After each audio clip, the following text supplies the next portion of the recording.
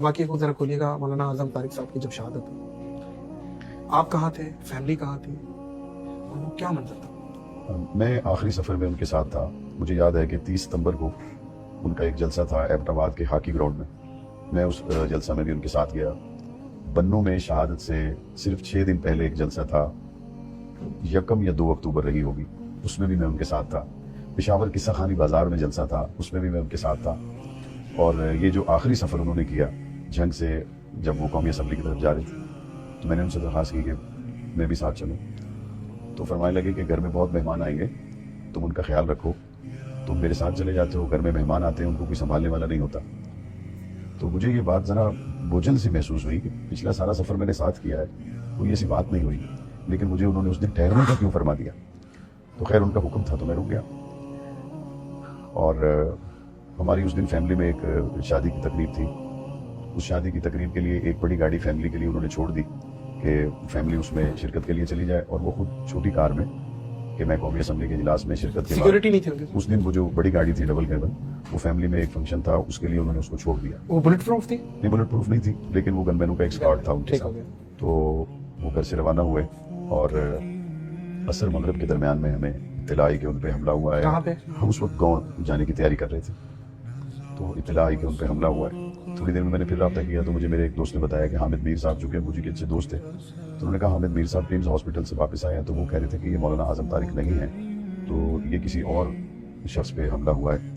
तो थोड़ी तसल्ली हो गई कि हो सकता है अफवाह पहुंची हुई। उस वक्त तो मेरे ख्याल में मोबाइल वगैरह भी नहीं थे कि रब्ता कर सकें, और 2003 की बात। मोबाइल थे लेकिन उसका नेटवर्क ज्यादा वसी नहीं होता था, इंस्टावन, पाकटेल, नोकिया इस तरह के चलते थे। अजब के पास था मोबाइल? उनके पास था मोबाइल, लेकिन जाहिर हम कॉल कर रहे थे और आगे से कॉल अटेंड नहीं हो रही थी। फिर मेरे वालिद साहब के, जो इस्लामाबाद में हमारे पार्लियामेंट लॉजेस में सेक्रेटरी रहते थे, उन्होंने वो कॉल उठाई और बताया कि मौलाना पर ही हमला हुआ है और मैं प्रिम्स हॉस्पिटल में जा रहा हूँ। तो मगरिब की नमाज के आसपास उन्होंने कन्फर्म किया कि वो शहीद हो गए। इससे पहले उन पे बहुत हमले हुए और हर हमले के बाद हमें ये खबर मिलती थी कि अल्लाह ताला ने उनको ज़िंदगी दी। आप लोग कहाँ थे उस वक्त जब ये शहादत की खबर थी? जब शहादत हुई तो कुछ फैमिली के लोग गांव में शादी के लिए जा रहे थे, मैं पहुंच गया था, तो मैं फिर वहाँ से वापस आया। और इससे पहले जितने भी हमले हुए तो अल्लाह ताला ने उनको उन हमलों से बचा लिया। तो जिस तरह हर हमले के बाद एक बचने की खबर और उनकी नई ज़िंदगी की खबर हमें मिलती, तो इस मरतबा भी एक बड़ी उम्मीद थी कि अल्लाह ताला ने बम धमाकों से अल्लाह ने महफूज रखा। रॉकेट लॉन्चर उन पे फायर किए गए, उस पर अल्लाह ने उनको महफूज रखा। अच्छा, ये जो रॉकेट लॉन्चर से उन पे हमला हुआ था, तब भी वो कौमी असम्बली के इजलास में नामूसे साहबा बिल पेश करने ही जा रहे थे। उन पे हमले कितने हुए? 13 हमले। 13 हमले। और ये जो हमला हुआ था जो शहादत का सबब बना, तो ये थोड़ा सा हमले की बताएंगे, जरा डिटेल बताएंगे किस तरीके से हुआ था? लोग बाइक पे थे या क्या थे? जगह कौन सी थी एग्जैक्टली?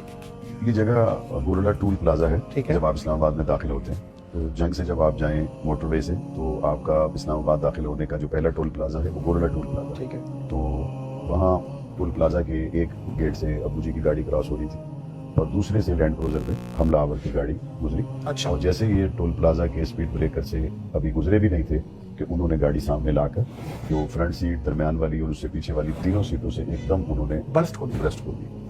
और उससे उनके 3 गनमैन और वो खुद उनके। अच्छा, गनमैन गाड़ी में मौजूद थे? गनमैन गाड़ी में थे, लेकिन जाहिर है कार में अगर गनमैन हो भी सही तो उसको मौका नहीं मिलता। सही। तो उनकी उस वक्त शहादत हो गई।